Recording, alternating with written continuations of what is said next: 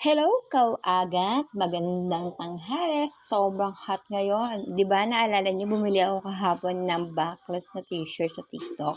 Dahil yung bra ko doon medyo balubuloktot kaya bumili tayo ng seamless na bra. Ayan, binili ko yan sa TikTok shop. At ayusin natin yung mga strap. Tingnan natin kung paano siya gagamitin mga guys. 65 pesos lang yan. Kaya guys, check out na sa Yellow Basket mga guys. And follow na rin ako sa TikTok shop at YouTube siya. Ayan, ikabit natin ang strap. Tingnan natin kung paano siya gamitin. Ayan, ikabit natin. Medyo mabagal lang ako dyan kasi medyo maliit yung butas. At ito yung libre niyang straps na sitro ba yan? I don't know kung ano tawag dyan. Kaya yan, kabit natin. At iti-testing natin yan pagka umalis tayo kung bagay sa atin ang outfitan na yan. Yan, ikabit natin.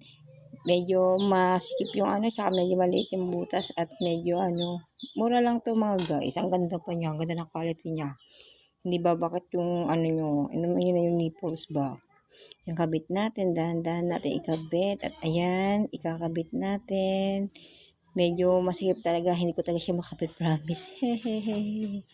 Mga sa TikTok shop, sobrang mura talaga sa TikTok shop, mga mami, at dun ka makakakuha na pang aura, at budget friendly ng mga square space, marami pa dun eh.